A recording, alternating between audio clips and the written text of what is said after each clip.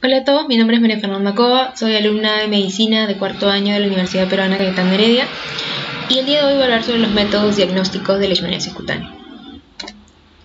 Dentro del contenido nosotros nos vamos a basar especialmente en el diagnóstico, sin embargo es importante tener en cuenta algunos aspectos generales y las formas clínicas, y dentro del diagnóstico vamos a hablar sobre el espectro de la enfermedad, los métodos diagnósticos que consisten básicamente en los parasitológicos, las técnicas moleculares, las técnicas inmunológicas y la prueba de piel.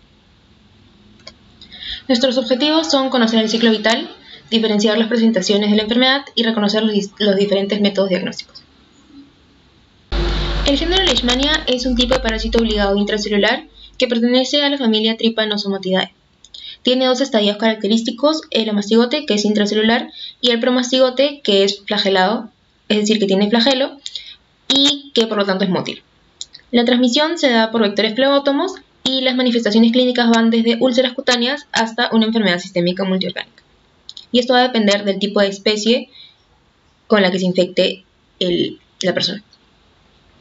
En la imagen podemos ver un promastigote con su flagelo característico y el cinetoplasto, y en esta imagen podemos ver a los amastigotes dentro de un macrófago. El ciclo de vida inicia cuando el flebótomo se alimenta de la sangre de la persona e inyecta el promastigote en la piel. El promastigote luego es fagocitado por los macrófagos y dentro de los macrófagos el promastigote pasa a su estadio de amastigote y dentro de la célula se replica hasta cierto punto en que el macrófago se lisa y libera estos amastigotes hacia la sangre. Luego el flebótomo se alimenta de la sangre de la persona infectada y va a ingerir los macrófagos que están infectados con el amastigote. Posteriormente, el amastigote pasa a su forma de promastigote en el intestino medio del flebótomo y luego se va a dirigir hacia la probóscide, permitiendo que este flebótomo pueda infectar nuevamente. En el caso de la leishmaniasis cutánea, la lesión se da en el mismo lugar de la picadura. Los macrófagos infectados, al lisarse y liberar los amastigotes, van a liberar también sustancias que ocasionan la destrucción del tejido. En el caso de la mucocutánea, los amastigotes que ingresan a los macrófagos en el sitio de la picadura luego se van a dirigir hacia membranas mucocutáneas como la orofaringe o incluso el tracto urogenital, y aquí también ocasionan destrucción de tejido. En este video nos vamos a basar en la leishmaniasis cutánea, por lo que es importante reconocer las diferentes manifestaciones. Antes que nada, el rango de las manifestaciones clínicas se ve atribuida por tanto la variabilidad en la virulencia del parásito y en la variabilidad de la respuesta inmune del hospedero. Ahora, la leishmaniasis cutánea localizada es la que se encuentra en zonas de piel expuesta, va a iniciar como pápula eritematosa que se va a desarrollar hasta nódulo placa y generalmente se caracteriza por una úlcera que es indolora y con borde indurado, como se puede ver en la imagen. Luego esta úlcera va a pasar a tener una cicatriz hiperqueratósica, como se puede ver en la imagen. Luego, la leishmaniasis cutánea difusa, generalmente causada por estas especies de leishmania, va a iniciar como una lesión localizada que no se ulcera y al final va a tener una presencia de placas o nódulos que se extienden a lo largo del cuerpo, generalmente en su mayoría en la cara, pero también puede abarcar el tronco y espalda. Esta se caracteriza porque los amastigotes se diseminan a macrófagos en otras áreas de la piel. Finalmente, en la leishmaniasis mucocutánea, que también es conocida como Espundia o UTA, generalmente se asocia más al subgénero Viana, dentro de la cual la especie brasiliensis es la más común. Aquí existe una destrucción y erosión de superficies mucosas. Se da generalmente con mayor frecuencia en la nariz, la boca o el tabique nasal, con perforación del cartílago, pero también otras áreas afectadas son la mejilla, la faringe y el paladar, y se caracteriza por una desfiguración que es el resultado de la destrucción del cartílago nasal y de los tejidos alrededores, ¿no? Y una característica es que puede producir sangrado nasal o incremento de secreciones, como se puede ver en la imagen. En el diagnóstico de la leishmaniasis cutánea y mucocutánea, nosotros vamos a tener 4 categorías: el clínico, el parasitológico, el molecular y el inmunológico. Pero actualmente no existe un único test que sea considerado como gold standard, y en la práctica clínica se recomienda que se realicen varios tipos de test utilizando una muestra de lesión dérmica que esté aparentemente activa. Entonces es necesario mencionar que un diagnóstico clínico, o sea, una manifestación clínica consistente con la enfermedad, junto con su riesgo epidemiológico, no se va a considerar suficiente y debe ser confirmado por un test de laboratorio. Además, la sensibilidad de los test diagnósticos van a depender del número de parásitos de la lesión, que está asociado o relacionado al tiempo de la lesión, al tiempo que tiene la lesión, a la especie de la leishmania y finalmente también al tipo de lesión. Generalmente, si es una úlcera, se va a ver un mejor rendimiento de las pruebas. Entonces, un diagnóstico de leishmaniasis cutánea es una combinación de métodos tanto parasitológicos como un método molecular como PCR, que es el preferido.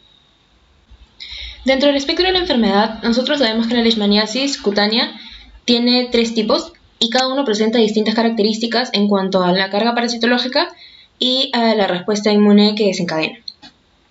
Entonces, dentro del espectro inmunológico que se observa en pacientes con leishmaniasis, existe en un lado del espectro, en este extremo, la leishmaniasis mucocutánea, que se caracteriza porque presenta una respuesta celular T fuerte y por lo tanto desarrolla una respuesta de hipersensibilidad tipo retardada y además tiene altos niveles de interferón gamma que van a activar a los macrófagos y esta respuesta inmune va a permitir que se controle la carga parasitaria y por lo tanto en las lesiones que tienen estos pacientes se van a encontrar escasos parásitos.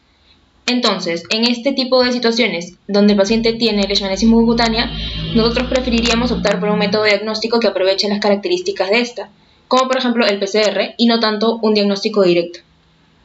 Por otra parte, en el otro extremo del rango se encuentra la leishmaniasis cutánea difusa, que tiene una respuesta humoral predominante y por lo tanto altos niveles de anticuerpos, que no van a ser capaces de controlar la carga parasitaria y por lo tanto resulta en una enfermedad severa.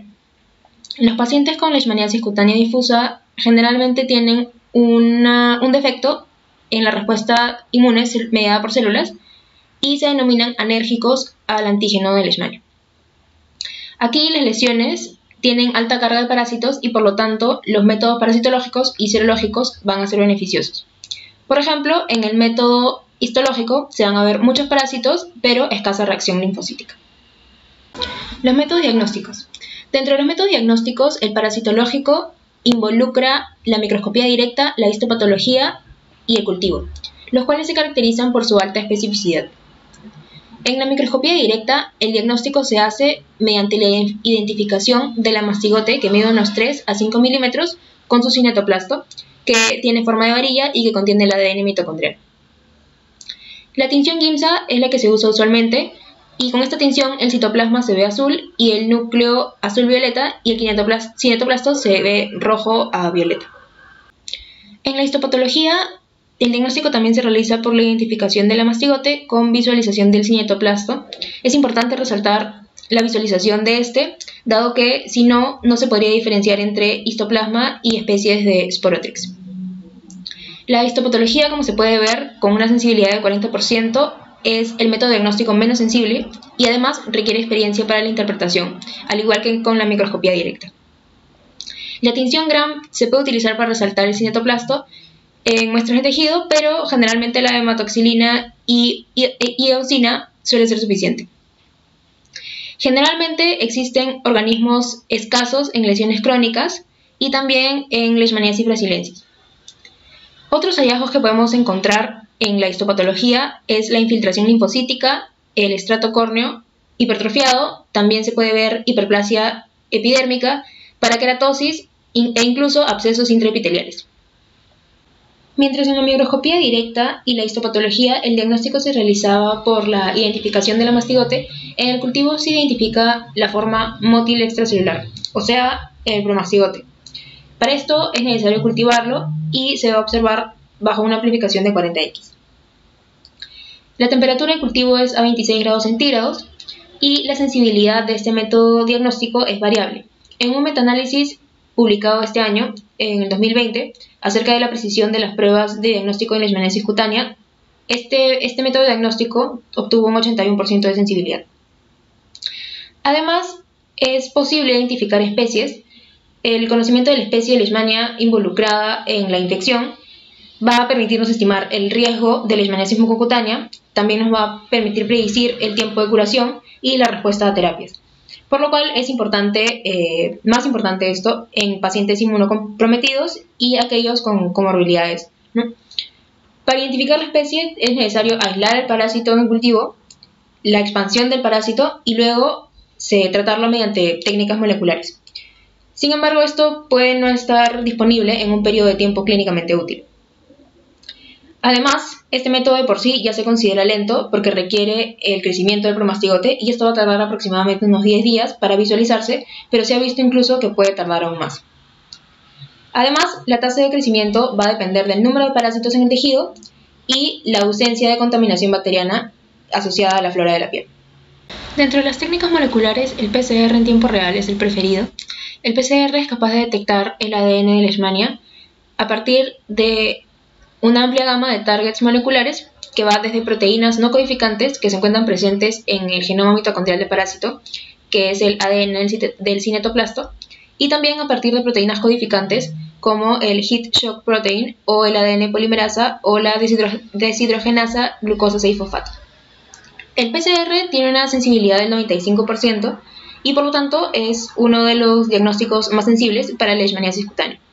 Además, permite la identificación de la especie con alta sensibilidad, alcanzando alrededor de 97 a 100%, y esto va a ser especialmente beneficioso en áreas donde hay varias especies de Leishmania que coexisten.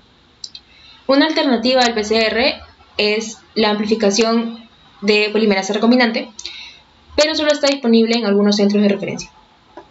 Dentro de los test inmunológicos se encuentra la ELISA, el Western blot, la prueba de aglutinación directa, entre otros, pero sin embargo estos no tienen un rol clínico para el diagnóstico de leishmaniasis cutánea, dado que los niveles de anticuerpos son generalmente bajos y además no permiten identificar entre infección presente y pasada.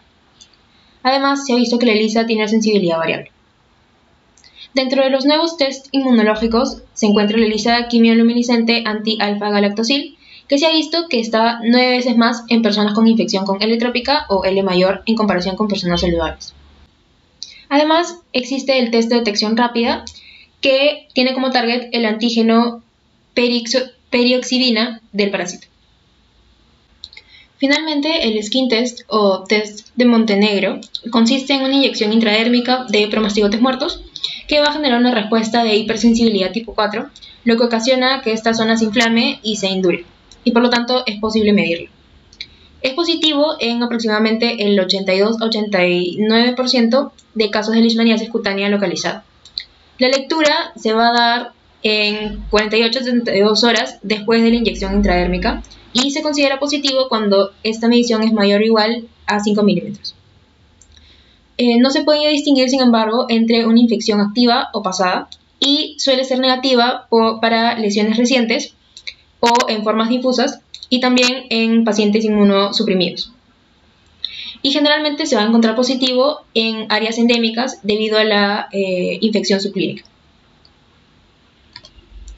Bueno, finalmente, como conclusión, podemos decir que los métodos diagnósticos pueden agruparse en parasitológicos, moleculares e inmunológicos.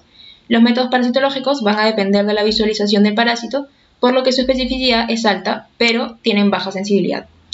Las pruebas moleculares tienen mayor rendimiento en el espectro inmunológico de los pacientes con DTH. Las pruebas serológicas y parasitológicas tienen mayor rendimiento en el espectro inmunológico de pacientes con respuesta humoral elevada. Y la leishmaniasis cutánea localizada se encuentra en el medio del espectro inmunológico, por lo que es mejor para el diagnóstico realizar una combinación de métodos diagnósticos. Eso es todo, esas son mis bibliografías. Muchas gracias.